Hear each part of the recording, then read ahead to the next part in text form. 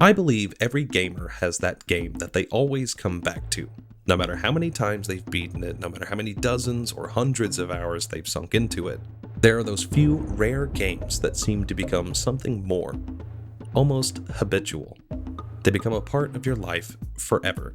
I've come to know these as comfort games, and yes, I have quite a few. Some that come to mind are Pokemon Emerald, Ocarina of Time, of course, Spyro 3, the first 4 Ratchet and Clank games, and finally, the focus of today's video, Jak and Daxter, the Precursor Legacy.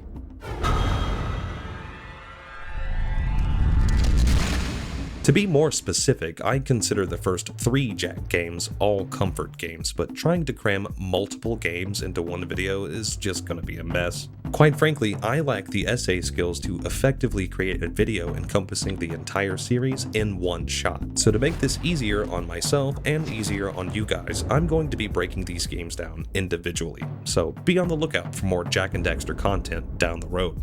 Okay, so before I jump into this, I just wanted to remind you guys to like, subscribe, and hit the bell icon to stay up to date with whatever I may be up to in the future. These videos usually start off with Naughty Dog's history and the development cycle of the game, the context for when it was released, etc. This isn't that kind of video. I'm not here to discuss this game's history, but rather my own. You see, way back in 2002, I celebrated my 7th birthday, and on this day, I would be receiving a gift that would change my life forever. A brand new PlayStation 2. But not only that, I got my very first PS2 game, Jak and Daxter.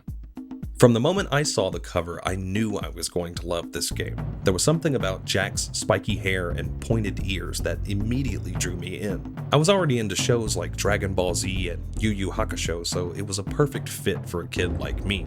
I remember popping it in and being immediately blown away by the title exploding through the black abyss to reveal Sandover Village. It's kind of funny thinking about it now because stuff like this is so mundane, but back then, for a little kid like me, it was epic. And that sense of an epic adventure starts well before you even get to play the game. Samus's opening dialogue has always stuck with me. The sense of mystery and intrigue is off the charts. Here, just imagine you're 7 years old for a minute and listen to this.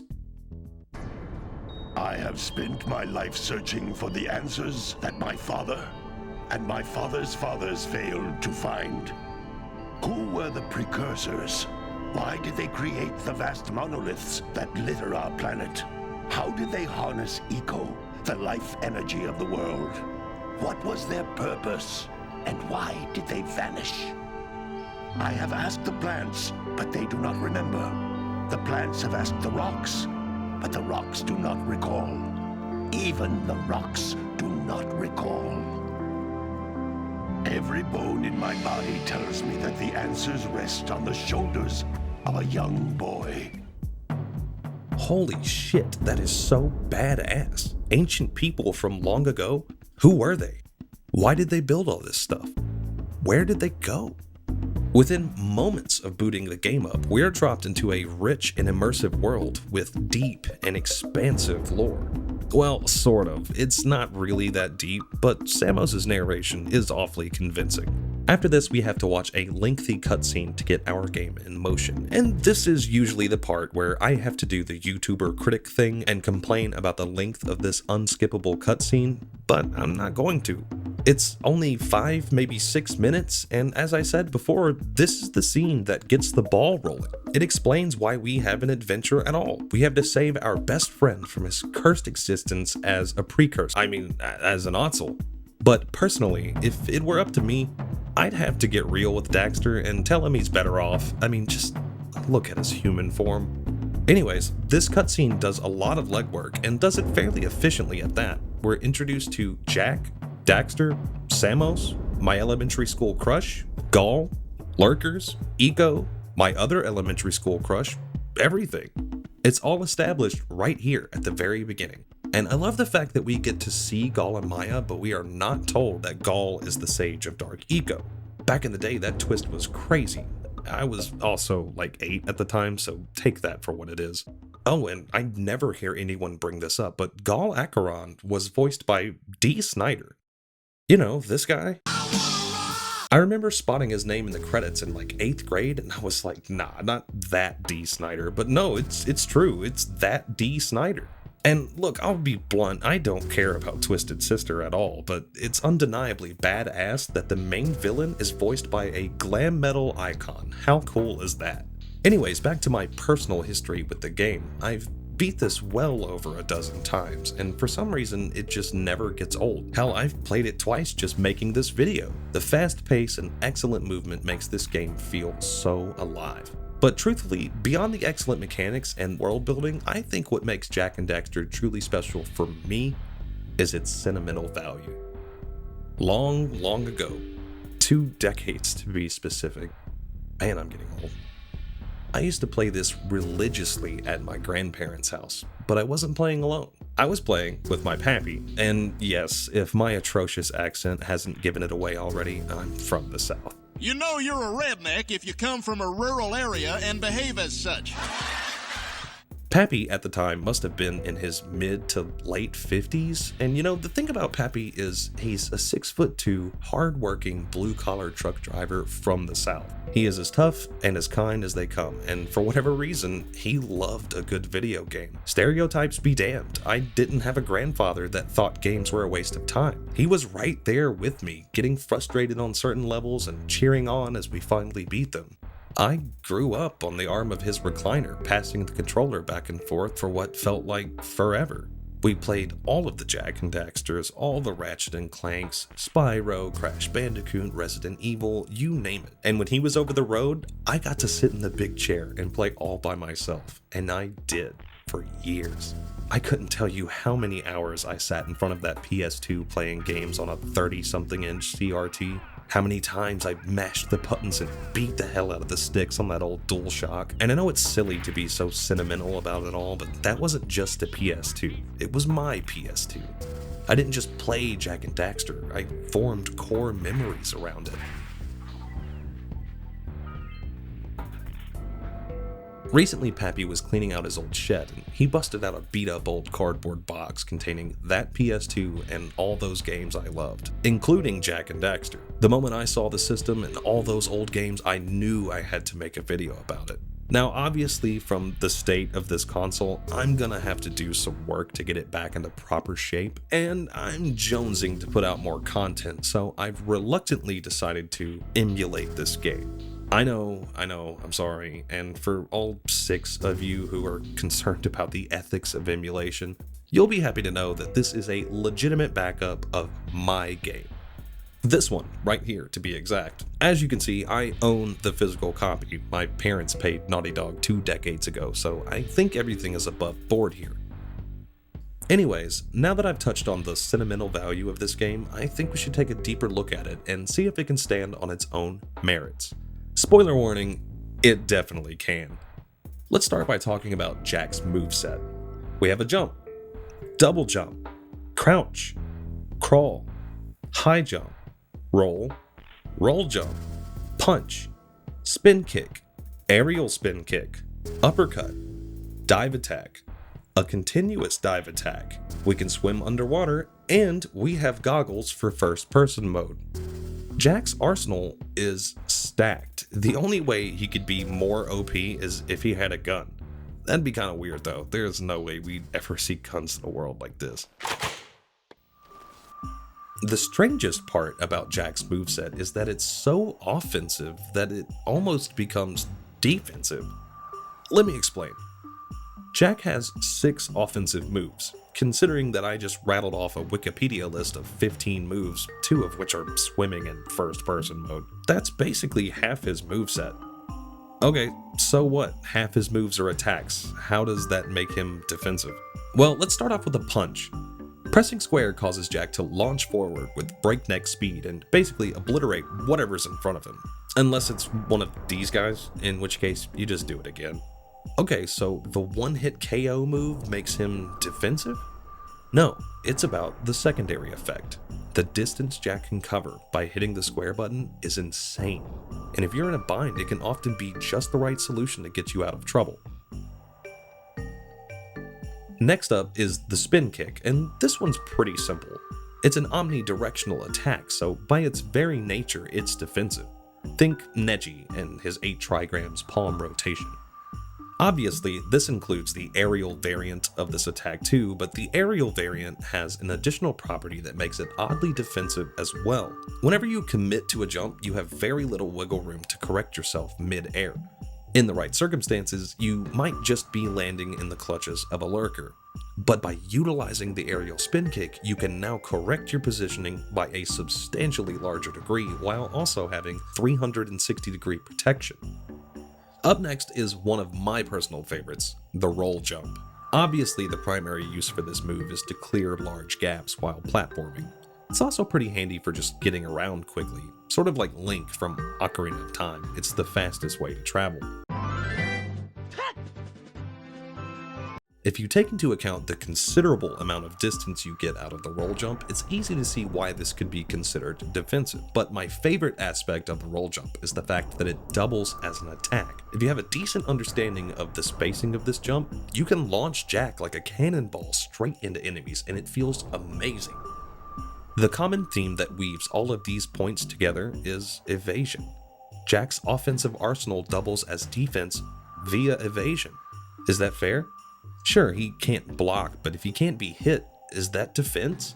He doesn't have a shield, but if he's too fast and squirrely to be hit, is he defensive? Obviously, I'd say yes, but if you disagree, let me know in the comments. I first came to this conclusion about 10 years ago while playing PlayStation All-Stars. Yeah, I know, most of you haven't played it, and honestly, you aren't missing anything. Anyways, PlayStation All-Stars had a small roster of Sony-exclusive characters, including Jak. Granted, it's Jak 3 Jak, but Jak 3 Jak has the same melee moveset from Jak and Daxter.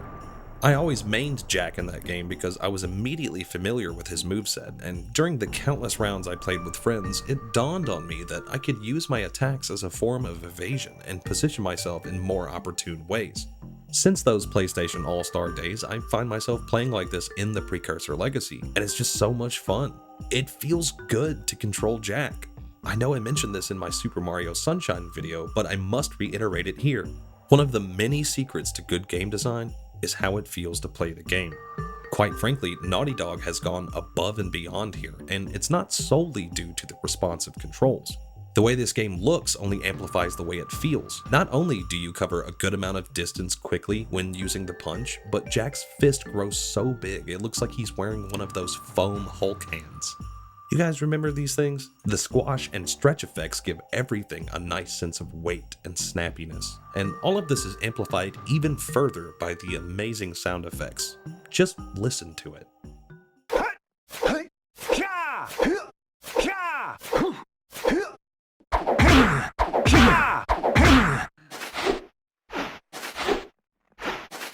This is like retro gaming ASMR. Oh, and let's not forget about the soundtrack. It's so subtle and low-key, yet oddly percussive. I think the more subdued and ambient nature of these tracks are fitting for Jak's world, but admittedly, it does make the music overall less memorable. Although personally, I think Volcanic Crater, Golemaya Citadel, Sandover Village, Forbidden Jungle, Spider Cave, and Snowy Mountains are all bangers. It's pretty clear that Naughty Dog wanted to show off on the next generation console, and one of the major focuses during development was the emphasis on zero loading screens. As a matter of fact, you can travel from the very beginning of the game to the final boss fight in just a few minutes and not see a single loading screen. Of course, there are loading screens, they've just been cleverly hidden behind boat rides, or lifts, or elevators. And this is one of the many key details that I think contribute toward one of Jak and Daxter's core strengths: immersion. If the amazing controls, animation, and sound design hasn't sold you, then the immersion surely will. Let's start with one of my personal favorites, the Lurker Shark. Okay, so as a kid, this guy scared the shit out of me, and of course he did. Just listen to him.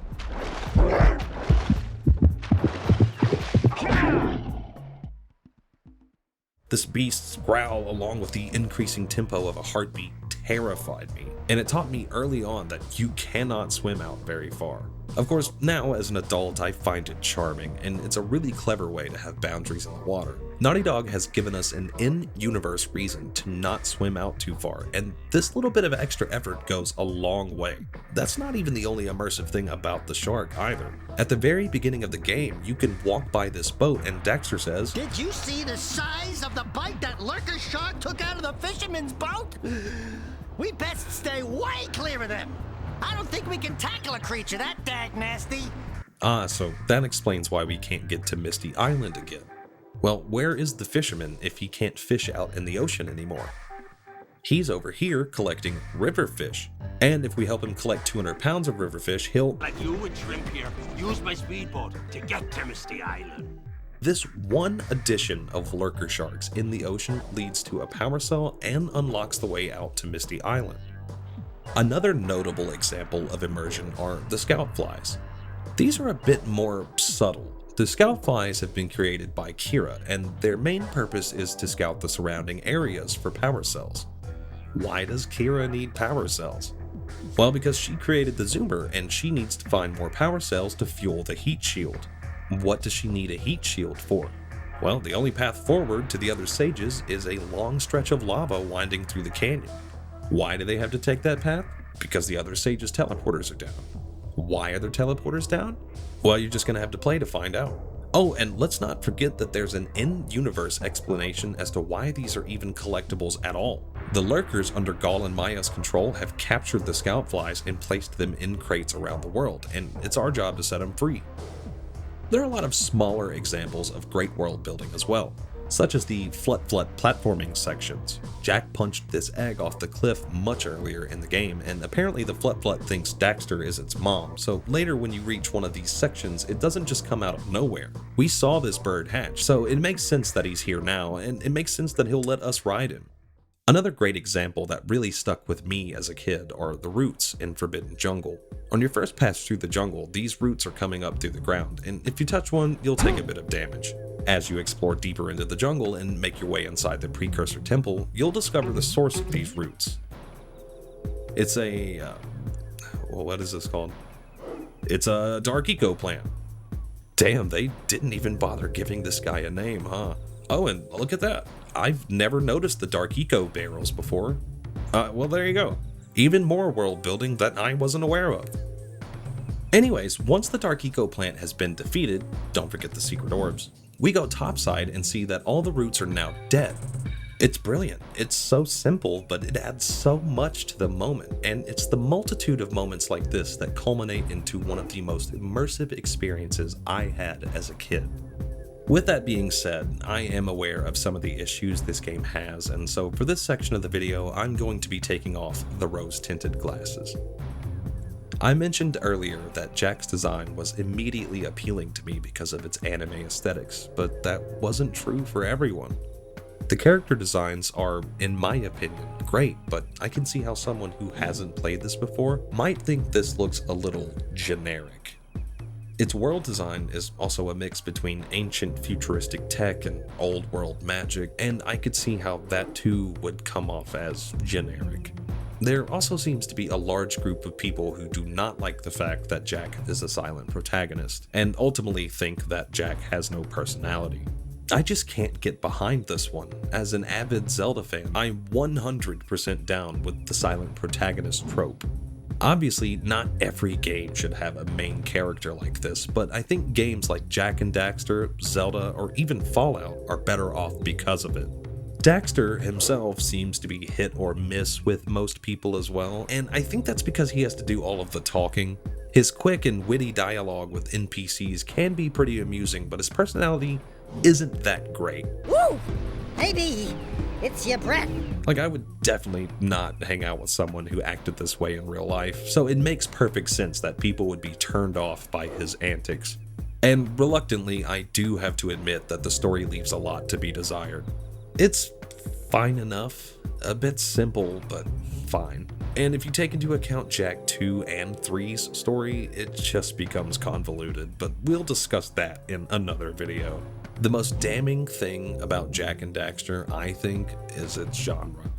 A lot of people just don't like collectathon-style platformers, and when considering the time of release, December of 2001, it's easy to see that the popularity of 3D platformers was on the decline. People were moving on. The genre was dying. It's a shame that a game like Jak and Daxter came out on the back end of the glory days. Games like Mario 64 walked so Jak could run. And no, I'm not saying Jak and Daxter is as legendary or iconic as Mario 64. I'm saying that Jak stood on the shoulders of giants and took some of the best aspects of the games that came before it and mastered them. Only it was far too late. The reason I decided to title this video A YouTuber's Legacy is because this game ignited my passion for video games as a whole. Without Jak and Daxter, without those countless hours passing the controller back and forth with Pappy, I probably wouldn't be here right now reading this script. I wouldn't care to write a 4,000-word essay on a 22-year-old game. I'd probably be normal. And I can't think of any worse fate. So thank you, Naughty Dog. Thank you, Pappy, and thanks to everybody who watched. If you enjoyed the video, leave a like and hit that subscribe button. I'll be making more content about some of my favorite games, so if you don't want to miss it, make sure you hit the bell icon too. With all that being said, guys, I'm out. I'm gonna go take a nap. Peace.